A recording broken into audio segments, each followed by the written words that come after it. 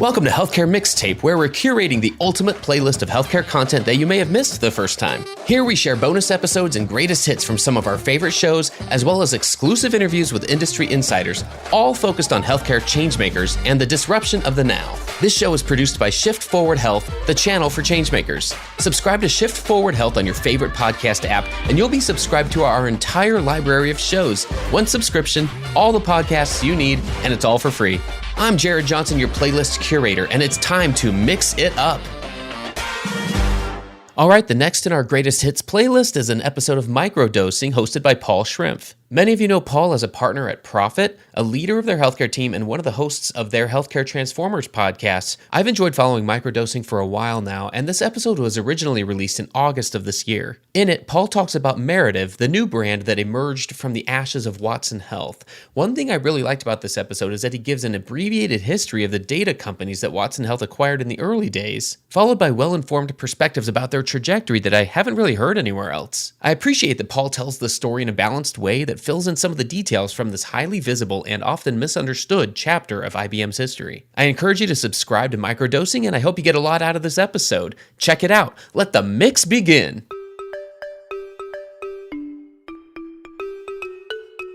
Hi, I'm Paul Schrimpf. Welcome to Microdosing, where we look at specific tangible topics, such as a product, business, or individual that represents a bigger trend in the business of healthcare. In this season, I will be revisiting my op-ed format, where I share my thoughts, observations, and opinions on things, namely on the topics related to transformation, and as it relates to mergers, acquisitions, and spin-offs, as these events come with more publicly available information on their strategic intent, as well as other common knowledge in the healthcare community. I hope you enjoy.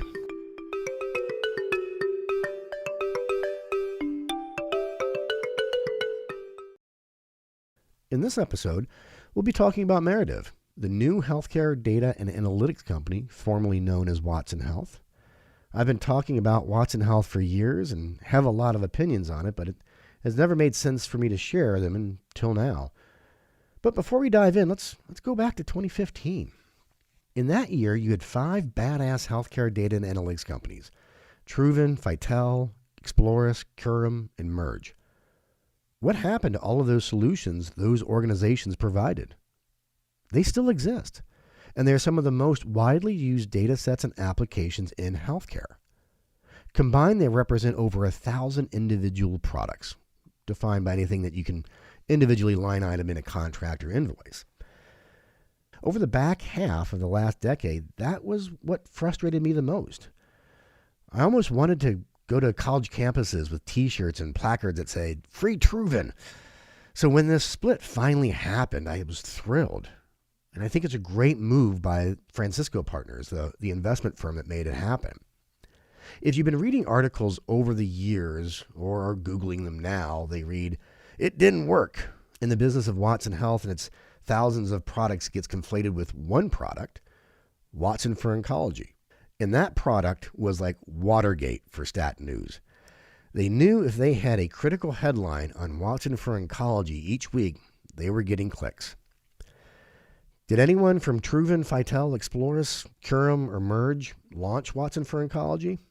Nope. Did any of the Watson for Oncology leaders move over to Merative? Nope. To be even more specific, Merative's senior leadership is largely new. Another reason why I'm incredibly excited for the future. One piece of context before we get into the dirt. This has nothing to do with any one individual. Enough time has passed where you look where many of the past leadership is now, and they're largely successful. They were also largely successful prior to Watson Health. And any modern talent manager knows that the question isn't, is this person talented? But rather, what other person's talents? Do they fit the needs of the organization? Are they in the right role? There were a fleet of highly talented people at Watson Health, and those who know them know their holistic career trajectory, and it's quite positive. Okay, so in 2016, you have these 5 leading healthcare data and analytics companies. You have the backing of a multi-billion-dollar global conglomerate with IBM. A team of proven, highly decorated leaders come in. So what happened? Those that consume my content and have good memories will see a lot of repeat points here. IBM isn't the first to set those cornerstones, thinking that they are granite, and then realizing it's sand underneath. First, you have to understand the role of EBITDA in a blue chip company. Second, you need to understand growth rates in healthcare. Third, you need to understand the use of moonshots. And fourth is around leadership, not the individuals, but the collective profile of leadership for an organization. Let's talk about those. And what does this all have to do with transformation? Watson is IBM's transformation agenda. Yes, it goes to market as a variety of solutions, but behind that is IBM's transformation strategy. Remember, IBM has been around since the 1880s. You might recall them under the name Computing Tabulating Recording Company, or CTR. No, you didn't. I didn't either. I just pulled it from Wikipedia. But it's been around for 150 years, and as a company of that age, it has gone through a number of successful transformations. People of this generation normally spotlight the transformation from mainframes to consulting back in the 80s and 90s. And AI, under the Watson moniker, was and is one of its current transformation strategies. So back to this list. Let's start with EBITDA, earnings before interest, taxes, and amortization. Said differently, an organization's profitability. Why is this important? IBM is a large, mature, blue-chip company. If a fund manager has a stock in its portfolio, the role is for stability and reliability. EBITDA plays a major role in valuating a large cap stock. Let's compare that to the most famous and lauded startup of our generation, Amazon. Do you know how many years Amazon existed before it turned its first profit? 14 years. Okay? Park that point in your brain for a moment, and let's go to the second point, which is growth rates in healthcare. The mantra, do no harm, is often attributed to the Hippocratic Oath physicians take, but it matriculates into all aspects of the healthcare industry, and it's often a clashing point in the business of healthcare. Any average business executive knows the importance of taking risk in growing a business. However, in healthcare, clinicians are in constant pursuit of zero risk. I'm not here to debate either side of this right now, but it's a major contributor to slower adoption in almost everything in healthcare. Years ago, I had the opportunity to work with an organization that had the patent and rights to e-ink. This is the technology behind the classic Kindle reader. We found hundreds of opportunities to deploy that technology in a variety of industries that would yield a 2 to 3 year ROI. We found many opportunities in healthcare too, but the ROIs were 5+ years. This was a different multi-billion-dollar conglomerate, but when I'm getting EBITDA pressure and I can deploy an innovation into other areas with faster ROIs, healthcare just isn't going to get the love. If you want to geek out more in this space, dig up my old articles on healthcare invaders and why so few non-healthcare companies that we admire are rarely successful in entering healthcare. So park that thought too. We have EBITDA and we have healthcare growth rates. Third topic, the use of moonshots. For those not familiar with this business jargon, this is about setting an ambitious goal to inspire people, a la JFK's speech. We choose to go to the moon. We choose to go to the moon in this decade, not because they're easy, but because they are hard, yada, yada, yada, right? So organizations of all shapes and sizes often do this to motivate employees, investors, and customers. More right-sized moonshots are often simply called your purpose. So if this is often a good thing, why is it bad for Watson Health? In terms of its intentionality, nothing was wrong with it. And when you look at IBM's transformation agenda with Watson, how cool would it be if the same AI technology that keeps elevators maintained and makes playlists could be used to cure cancer? And this is where the point overlaps with preceding points. In healthcare, when you make a clinical claim, it needs to go through a clinical review process. Normally, this is around a specific clinical application, and the process is very formal. I have a foot powder that treats fungus. I share my research with peers, and they critique it to make sure it's true and valid. And it communicates to the medical community that the research was well done and it should be accepted. That's a nice way of putting it. The reality is The peer review process will shred your research and belittle it and question why you ever got into medicine. It sucks. I'd never want to be a clinical researcher for that point alone, but when you emerge on the other side, the healthcare community will see your work as reliable and that it adheres to do no harm, the topic I touched on earlier. You don't have this dynamic in other industries. This also happens in other ways. You don't need to submit a clinical white paper for it to trigger a response from the healthcare community. So let's say hypothetically this guy from the Weather Channel comes over and tells the healthcare community that the same technology that can defeat Ken Jennings on Jeopardy will treat cancer. You just unleashed a battalion of clinical oncologists and medical journalists to critique every little piece of your efforts. And I'll take stat news for 1,000, Alex. So let's recap the 3 points right now. A startup-like company will be assembled and relaunched as a division of one of the world's largest companies. But instead of a steady stream of investment capital, like most startups, it will have immediate and quarterly EBITDA expectations. It will be one of many industry-aligned Watson businesses and will want the same rate of return in healthcare as we're seeing being delivered in, say, financial services, manufacturing, and media. Not only do we want EBITDA, we want it as fast as possible because historically, we've never had a large portion of our business come from healthcare and don't appreciate the dynamics that come with it. Oh, and we're going to make some big claims about the impact we're going to have in healthcare because it makes investors and employees feel warm and fuzzy, and that's going to trigger everyone in the medical community to call bullshit and critique all of our moves. Now, let's go find some leaders to run this business as we tie one arm behind their back, set the bar too high, and have a crowd throwing tomatoes at them from the cheap seats. So let's talk about leadership. And again, this has nothing to do with individuals. It's more about a lesson on how to think about leadership skills and aligning the right skills for the right job. Remember, best leadership comes from a group of people. It's not a single person. And let's be fair, hindsight's 20/20. And what I just riffed on were complete blind spots to me during the time. And if someone offered me a job of VP of whatever at Watson Health in 2017, you bet I would have taken it, and I bet you would have taken it too. Similar to the other points I've made these before, there's actually a lot of parallels here that existed at Haven Health, which was an episode I did last year. So the first thing is pairing leadership skills with the need. There were high growth expectations on Watson Health. Terms like startup were used routinely. So where do they pull from? Well, legacy IBMers, Philips, Baxter, GE, all of those correlate to experience in working in large enterprises, doing capital equipment deals, and are technology related. However, those aren't companies that come to mind when I say startup and high growth. We see these skin knees a lot, Haven Health having the same dynamic. And in both examples, they're leaders before and after, and still are highly successful in the right environment. The second is there lacked a cultural center of gravity.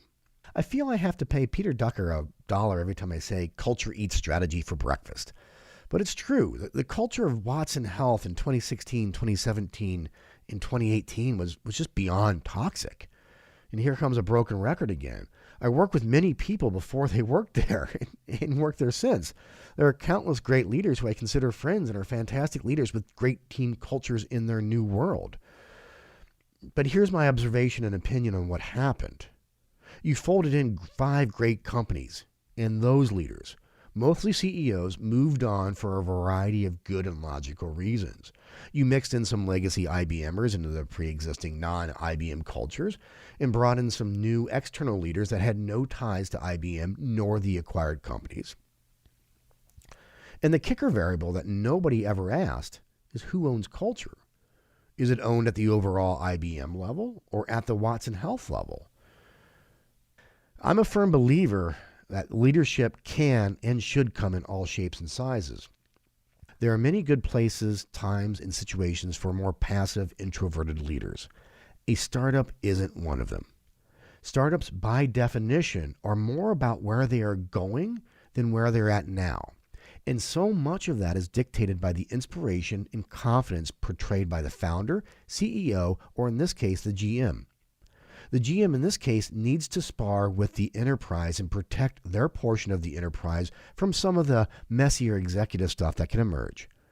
The Watson Health Game Board had many misplaced pieces before much of that internal leadership arrived, along with unrealistic expectations. So the byproduct of all of this is dozens of cultural fiefdoms, particularly when there were VPs and SVPs trying to be those types of leaders and create a culture that filled that void. Unfortunately, it wasn't centralized and cohesive. So phrases such as, well, he or she's not my boss, would routinely be mentioned in hallways, which was worse when it was following a cross-functional meeting where everyone politely smiled in front of each other and supposedly aligned on next steps. People would align to legacy leadership of the acquired businesses, or if they were legacy IBMers, they might feel that they were aligned with the true owners and operators of the business. But ultimately, people picked and chose their own fiefdoms, and nothing was done to quell it. So we had misaligned leadership skills, lack of overall leadership oversight on shaping a strategically aligned culture. And the last point I'd make on leadership gaps would be on vulnerability. And if you take anything from this episode on transformation, it is leadership vulnerability, or the converse of that, which is fear, insecurity, and aggression.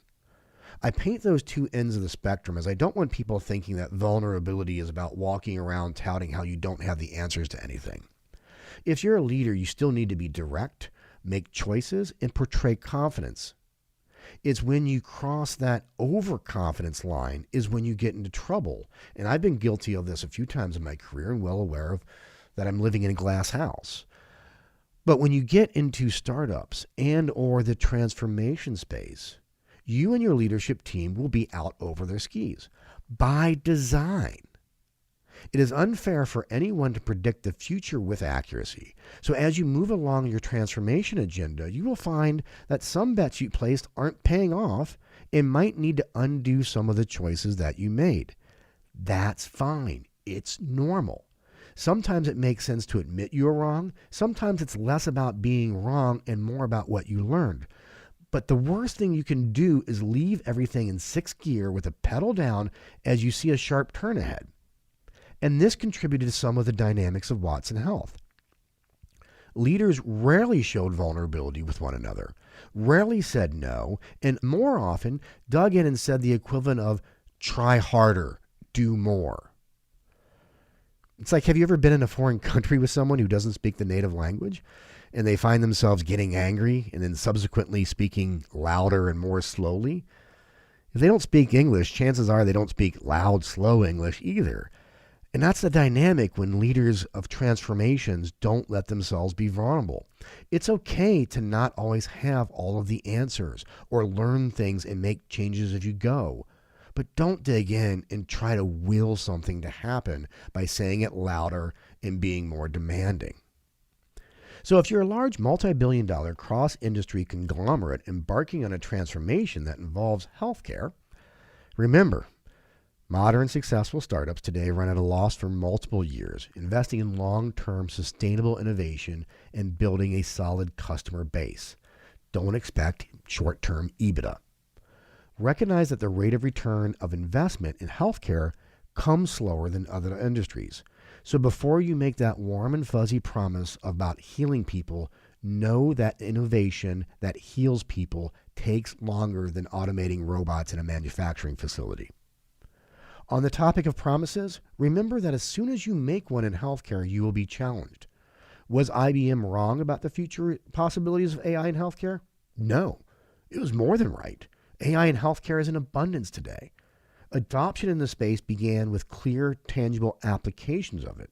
But when you make broad, sweeping, grandiose promises, that's when you're asking for a challenge from the peer-review driven culture of healthcare. Most importantly, leaders of transformation efforts must actively engage with customers, investors, and employees around where the organization is, where it's going, what is needed, and constantly be adapting. This includes shaping a cohesive culture to support it and recognizing that transformations come with uncertainty. You don't have to have all the answers on day one, and showing that leadership is learning and adapting, e.g. being vulnerable, is a good thing. As it relates to Merative and its current leadership, I don't know much about Jerry McCarthy and his immediate team. The preceding batch of observations is largely based on scenarios that came to a head prior to the pandemic and likely before discussions with Francisco partners even started. Based on their profiles, they address many of the gaps that, in my opinion, held the organization back in prior years. Moreover, I'm loving the promise of being hyper-focused on a finite set of solutions that are proven and have a great product market fit. Many of them built on legacy organizations of Truven, Vital, Explorer, Securum, and Merge that had and still have some of the best solutions in the industry. It's great to see that unleashed in the market in a way that is healthy, sustainable, and delivers the impact we all want to see in healthcare. It's a great time to be at Merative, and a great move by Francisco partners.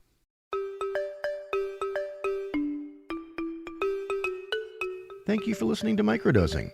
If you'd like more content like this, go to our website at md-pod.com, and that will triage you to all the common podcast platforms and social media pages to follow us. Until next time, cheers.